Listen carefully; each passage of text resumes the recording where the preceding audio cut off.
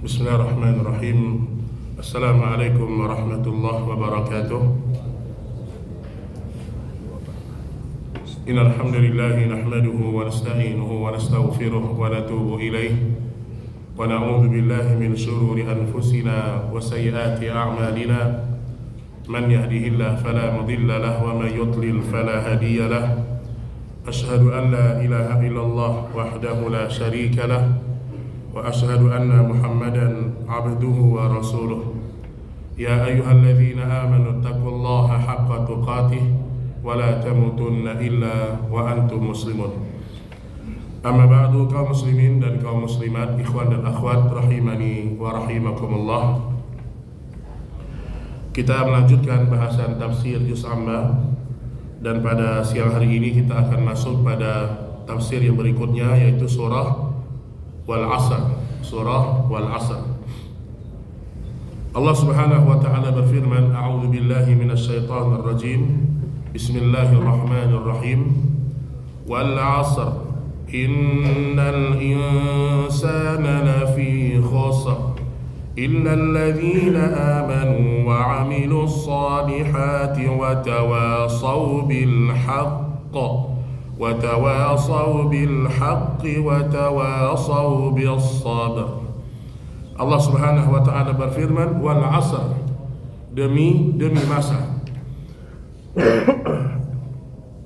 Para ulama salaf ketika menyebutkan wal 'asr, berarti di sini Allah Subhanahu wa taala bersumpah dengan waktu.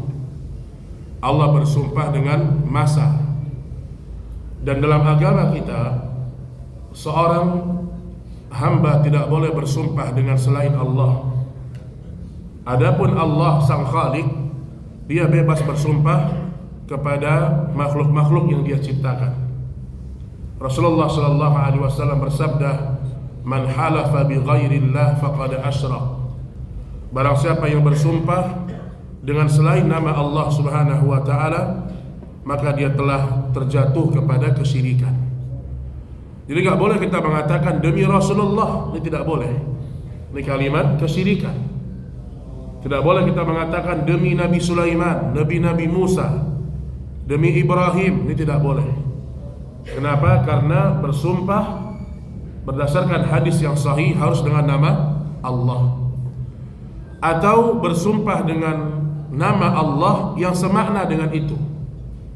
Misalnya seorang mengatakan demi Rabbul Ka'bah, demi Rabbnya Ka'bah, ini boleh, maksudnya Allah Subhanahu wa ta'ala. Atau seorang mengatakan demi zatku yang berada di tangannya, demi jiwaku yang berada di tangannya, demi zat yang jiwaku berada di tangannya, walladzi nafsi Muhammadin biyadih, ini boleh, karena maknanya adalah Allah Subhanahu wa ta'ala. Dan di sini ada satu faedah, ketika Allah bersumpah dengan nama-nama makhluk, maka menunjukkan makhluk itu istimewa. Ketika Allah mengatakan wal 'asr, atau misalnya wasyamsi waduhaha, dan seterusnya, menunjukkan makhluk ini makhluk spesial. Dan ketika Allah mengatakan demi masa, demi waktu, fahamlah kita bahwa waktu adalah sesuatu yang sangat besar. Sampai kata Nabi sallallahu alaihi wasallam, ni'matani maghbunun fihima katsirun minan nas. Ada dua nikmat yang manusia itu lalai di dalamnya. Ni'matus sihah wa ni'matul faragh. Nikmat sehat dan nikmat waktu luang. Waktu inilah yang besok akan ditanyakan oleh Allah di hari kiamat.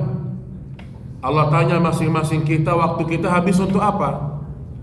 Rasulullah sallallahu alaihi wasallam bersabda, La tazulu qadaman 'abdin yaumal qiyamah hatta yus'al an arba'. Tidak akan bergerak kaki anak Adam di hari kiamat. Artinya dia harus ditanya oleh Allah, dan dia harus menjawab. Allah akan tanyakan kepadanya 4 perkara. Di antaranya an waqtihi fima afnah, atau an umrihi fima afnah, tentang waktunya dia habiskan untuk apa. Bahkan sebagian disebutkan dalam riwayat yang lain an syababihi fima ablah, tentang masa mudanya, dia habiskan untuk apa. Maka jangan buang-buang waktu, apalagi Ramadan jemaah. Ramadan itu waktu yang penuh dengan barakah, dan Ramadan yang akan datang tidak lama lagi itu adalah bulan yang Allah istimewakan karena Quran turun di dalamnya. Allah mengatakan, inna anzalnahu fi lailatul qadar. Sesungguhnya kami telah turunkan Al-Quran di malam Lailatul Qadar. Maka di antara amal terbaik, di antara mengisi waktu yang terbaik adalah dengan membaca Al-Quran, mentadabburi Al-Quran. Yang belum bisa ngaji, belajar ngaji. Mau sampai kapan gak bisa baca Quran? Mau sampai kapan kita gak bisa baca firman Allah? Mau sampai kapan? Padahal kalau kita belajar sebentar saja, insya Allah hitungan bulan kita sudah bisa baca Al-Quran. Maka Nabi Sallallahu Alaihi Wasallam mengatakan dalam hadis yang sahih, khairukum man ta'allama al-Qur'ana wa 'allama, al-mahiru bil Qur'an ma'as safaratil kiramil bararah. Orang-orang yang mahir, yang bagus membaca Al-Quran bersama malaikat Allah besok di hari kiamat. Tapi Allah faham, Nabi faham bahwasanya ada orang yang mungkin bacaannya masih terbata-bata, tapi dia berusaha. Allah menghargai usaha dia. Walladzi yatata'ta fihi falahu ajran. Adapun mereka yang terbata-bata membacanya, Allah tetap berikan 2 pahala kepadanya. Maka jangan sampai sia-siakan waktu kita, apalagi nanti di bulan Ramadan. Sehari baca sejuz, bisa sejuz sehari. Gak bisa sejuz, tambah 3 juz. Masa kita gak bisa baca sehari sejuz, ya? Ya antum kerja dari pagi sampai sore, oke. 11 bulan antum sudah seperti itu. Maka sediakan sebagian waktu antum 1 jam saja. Bisa dipisah-pisah ya, mungkin 15 menit, 15 menit, 15 menit. Tapi 1 juz dibaca setiap hari. Kalau bisa lebih bagus, 30 juz khatam dalam waktu 10 hari. Ini lebih bagus lagi. Dan para ulama sebutkan, membaca Al-Quran ini mesin pencetak pahala. Karena seorang cukup dia mengatakan Alif Lam Mim, 30 pahalanya, 30 pahala yang dia dapatkan. Sampai Nabi mengatakan, La aqulu alif lam harfun, walakin alifun harfun, wa mimun harfun, wa lamun harfun. Aku tidak mengatakan 1 huruf itu alif lam mim, tidak. Tapi alif 1 huruf 10 pahalanya, lam 1 huruf 10 pahalanya, mim 1 huruf 10 pahalanya. Maka kita harus melatih hati kita untuk menjadi orang-orang yang tamak terhadap pahalanya Allah Subhanahu wa ta'ala. Jangan sama uang aja semangat, Masya Allah. Sama uang kita semangat ya. Semangat gak sama uang? Semangat. Sebagian orang kalau sudah urusan dunia, urusan harta itu tidak peduli sudah. Halal, haram, haram sikat. Mau putus hubungan sama keluarga, gak peduli. Mau habis waktunya seharian sampai dia tidak tunaikan haknya sebagai seorang ayah, dia tidak tunaikan haknya sebagai seorang suami, hanya untuk mengejar seekor sayap nyamuk. Karena dunia, Nabi katakan, tidaklah lebih mulia dari seekor sayap nyamuk. Dan ingat jemaah, harta yang kita punya itu berpindah-pindah. Jangan pernah mengatakan ini harta saya, ini saya akan miliki selamanya. Tidak. Harta itu Allah jadikan di muka bumi, kata Ibnu Qayyim, berpindah-pindah. Contoh, tadi harta itu punya dia, terus kita beli dari dia, berpindah kepemilikan. Harta yang sudah kita punya, kita sudah mungkin gak pakai, kita jual, berpindah kepemilikan, atau kita kasih sama orang. Bahkan kalau kita sudah mati, harta kita pun berpindah kepemilikan kepada ahli waris. Kita gak pernah memiliki harta kita seutuhnya, tidak pernah. Maka jangan habiskan semua waktu hanya untuk mengejar urusan dunia. Capek antum, capek. Karena harta yang paling mahal itu adalah hati yang qanaah. Itu harta yang paling mahal. Kata para ulama salaf, milikilah harta yang tidak pernah habis. Kata murid-muridnya, apa itu wahai imam? Hati yang qanaah. Itu harta yang tidak pernah habis. Kemudian Allah mengatakan, innal insana lafi khusr. Sesungguhnya manusia itu benar-benar dalam keadaan merugi. Di sini Allah menyebutkan khusr, itu ada 3 makna. Pertama, mereka rugi besar dari sisi umur. Dia merugi, umurnya sudah habis, tapi amalnya tidak banyak. Sudah usia 40, 50, belum tahu dengan tujuan hidup. Ini kerugian yang pertama. Kerugian yang kedua, orang kalau dia menyia-nyiakan waktunya, dia merugi dari sisi amalan. Merugi dari sisi amalan. Makanya orang-orang kafir ketika dia melihat api neraka, mereka mengatakan, "Lau kunna au nasma'u au naqilu ma kunna fi ashabis sa'ir." Sebagian mengatakan, "Farji'na na'mal salihan." Pulangkan kami ke dunia, kami mau beramal soleh. Tapi sudah terlambat. Maka di antara nama hari kiamat apa? Yaumul hasrah. Hari penyesalan yang sangat dalam. Kalau antum menyesal di dunia, antum masih bisa perbaiki. Masih bisa antum perbaiki. Tapi penyesalan di akhirat, yaumul hasrati idz qudiyal amr, hari di mana penyesalan yang sangat dalam tidak bisa lagi merubah keadaan manusia pada hari itu. Kemudian rugi dari sisi akhirat. Habis waktu untuk dunia. Ramadan juga mungkin sampai nggak sempat tarawih. Bahkan sebagian orang Ramadan masuk masih suka dusta. Dan Nabi mengatakan dalam satu hadis yang sahih, "Man lam yada' qaula az-zur wal 'amala bihi, falaysa lillahi haja yada' ta'amahu wa syarabahu." Kata Nabi, barang siapa yang tidak meninggalkan ucapan dusta dan amal-amalannya, maka Allah tidak pernah butuh dia menahan lapar dan hausnya. Jadi kalau bahasa kita, seakan-akan Allah mengatakan, ngapain ente puasa? Ente masih dusta. Ngapain engkau puasa? Engkau gak butuh, kami gak butuh dengan puasa orang-orang yang berdusta. Jangan sampai puasa jalan terus, dusta jalan terus, jangan. Dan Ibnu Rajab sebutkan, puasa yang paling rendah tingkatannya itu puasa yang sekedar menahan lapar dan haus. Itu puasa yang paling rendah tingkatannya. Baik, kemudian disebutkan di sini, innal insana lafi khusr. Ada 2 huruf, harful lam dan harful fa. Innal insan, al-insan ada alif lamnya. Kemudian lafi khusr. Lafi khusr, lam dan fi di sini fungsinya adalah untuk menunjukkan 2 hal. Yang pertama, penegasan yang sangat kuat. Seakan-akan Allah mengatakan innal insana lafi khusr. Manusia itu benar-benar sangat betul-betul merugi. Allah tekankan itu. Ruginya bukan sekadar rugi biasa, benar-benar merugi.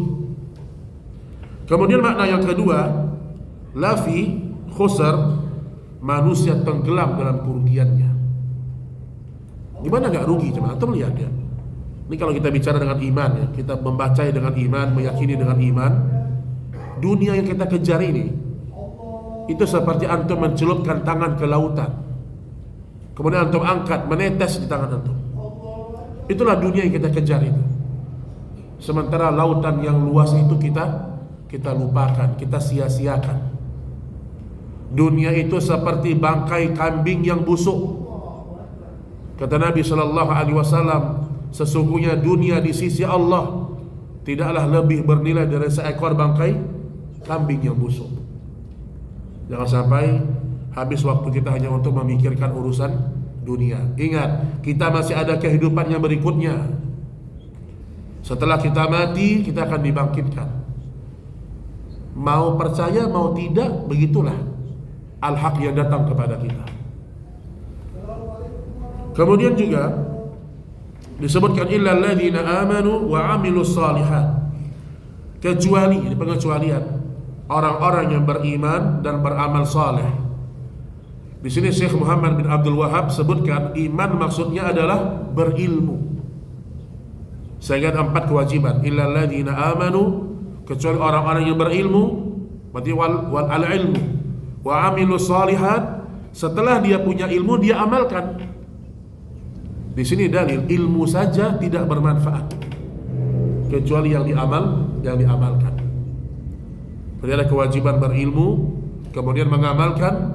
Wa tawasau bil haq, ini kewajiban dakwah. Kecuali orang-orang yang berilmu, beramal, dan mereka tawasi bil haq, saling tolong menolong dalam kebenaran. Dakwah. Orang kalau sudah punya ilmu, dia sudah beramal, wajib dia berdakwah, minimal kepada keluarganya. Ya ayyuhalladzina amanu qu anfusakum wa ahlikum nara. Wahai orang-orang beriman, selamatkanlah dirimu dan keluargamu dari siksa api neraka. Wa anzir ashiratakal aqrabin, wahai Muhammad, peringatkanlah keluarga terdekatmu. Sampai Nabi kumpulkan keluarga-keluarga besarnya. Dan Nabi mengatakan, ya ma'syaral Quraisy, wahai orang-orang Quraisy, wahai orang-orang Abdul Manaf, disebutkan semua suku. La ughni ankum minallahi syai'a, aku tidak bisa menyelamatkan kalian besok di hadapan Allah. Sampai Nabi mengatakan, ya Fatimah binta Muhammad, ya Fatimah binti Muhammad, wahai Fatimah anaknya Muhammad, la ughni anki minallahi syai'a, aku tidak bisa menolongmu besok di hadapan Allah. Di sini dalil bahwasanya kalau kita sudah punya ilmu, kita wajib berdakwah. Kemudian watawasau bil haqqi watawasau bis sabr, dan kewajiban untuk saling mengingatkan untuk bersabar. Nah, kata para ulama tafsir, inilah 4 yang menjadi kewajiban: berilmu, beramal, berdakwah, dan bersabar atas setiap gangguan. Disebutkan ternyata dalam kita menuntut ilmu butuh kesabaran, kesabaran. Orang tidak mungkin bisa menjadi alim kecuali dia bersabar menuntut ilmu. Kemudian bersabar juga untuk mengamalkan ilmu. As-sabru ala ta'atillah, sabar dia untuk sholat, sabar untuk baca Quran, sabar untuk berbakti sama orang tua. Dibutuhkan kesabaran. Dan yang ketiga, kesabaran dalam berdakwah. Karena tidaklah seorang menyampaikan kebenaran kecuali dia pasti akan diganggu. Kata Imam Syafi'i rahimahullahu ta'ala, ridon nas ghayatun la tudrak.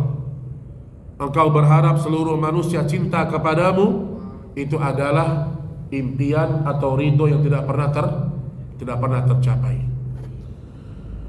Baik ikhwatal iman rahimani wa rahimakumullah, sebagai penutup sebelum kita, ini ada hadiah 2. Imam Syafi'i rahimahullah ta'ala dalam kitab usul dalam beliau pernah mengatakan, Syekh Muhammad bin Abdul Wahab nukilkan dalam sebagian risalah beliau, juga Imam Al-Bukhari, disebutkan waqala Syafi'i rahimahullah ta'ala dalam kitab usul salasah, law ma anzalallah hadhihi surah lakafathum illa hadhihi surah lakafathum. Kalau seandainya Allah tidak menurunkan kepada kita kecuali surat ini, maka lakafathum, itu sudah cukup bagi manusia. Seandainya tidak ada Al-Baqarah, tidak ada Ali Imran, tidak ada surat-surat yang lain, hanya Al-Asri yang Allah turunkan, wal asri ini sudah cukup Allah untuk berhujjah di hadapan manusia di hari kiamat. Wallahu ta'ala a'lam bissawab. Maka inti dari tafsir ini adalah ilmu, amal, dakwah, dan sabar. Inilah 4 orang yang Allah kecualikan dari kerugian yang sangat besar. Taib, barakallahu fikum. Ini ada 2 hadiah dari panitia, dari DKM. Yang pertama hadiah untuk yang nanya. Hadiah untuk yang nanya. Yang satu lagi baru pertanyaan. Silakan kalau ada pertanyaan dipersilakan. Nanya aja dapat hadiah, enak aja tuh. Fadal, ada pertanyaan? Silakan kalau ada pertanyaan. Ibu-ibu ada nggak? Ibu-ibu ada, ibu-ibu?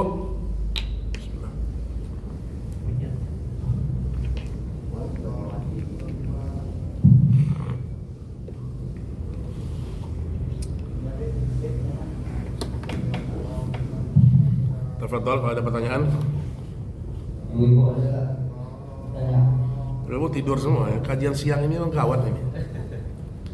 Baik, kalau saya tanya dulu, ini satu hadiahnya paling besar nih kalau yang bisa jawab. Fadhol Pak, betul. Maaf, tadi ingin menanyakan tadi yang lata liwakul tadi hadis riwayat siapa? Gimana Pak? Yang tadi sudah lata liwakul. Baik. Itu hadis riwayat siapa? Baik, saya carikan ya. Ya, itu hadis sahih. Kita lihat riwayatnya dulu.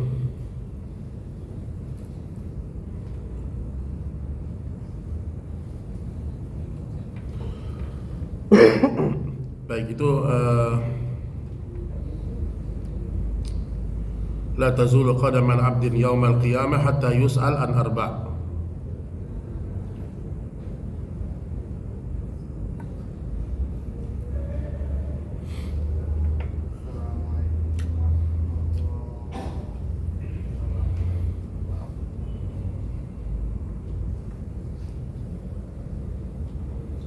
Ini hadis ada beberapa perawi ya. Yang pertama akhrajahu Tirmidzi, kemudian juga Al-Baihaqi ya. Kemudian Al-Imam Ad-Darimi ya. Imam Ad-Darimi ini dari rawi yang bernama Abu Barzah Al-Aslami ya. Abu Barzah Al-Aslami. Barakallahu fiik ya. Baik, ini Pak dapat hadiah nanti nih, Masya Allah. Barakallahu fiik Pak. Fadhol. Baik, satu lagi pertanyaan yang bisa jawab dapat hadiah. Sari madu, Masya Allah. Baik. Tadi saya sebutkan dalam surat Al-Asri ini tentang dua kaidah. Kenapa Allah bersumpah kepada makhluk dan kenapa Allah boleh bersumpah kepada makhluk-makhluknya, tujuannya apa? Dan kenapa manusia tidak boleh bersumpah kepada selain Allah? Silakan. Kenapa tidak boleh manusia bersumpah kepada selain Allah? Gampang jawaban ini. Kalau nggak ada yang lain boleh, silakan. Ada yang lain?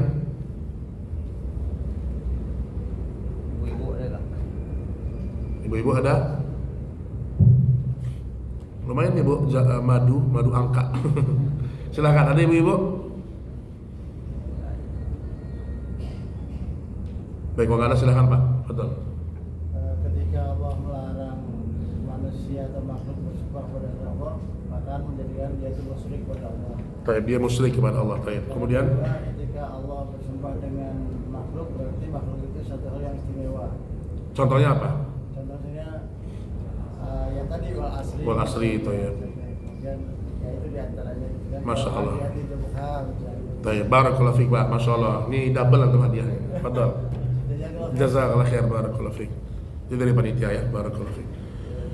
Baik, ini yang bisa kita sampaikan pada kajian siang hari ini. Mudah-mudahan bermanfaat. Wa sallallahu ala nabiyina Muhammad. Subhanakallahumma wa bihamdik, asyhadu an la ilaha illa anta, astaghfiruka wa atubu ilaik. Assalamualaikum warahmatullahi wabarakatuh.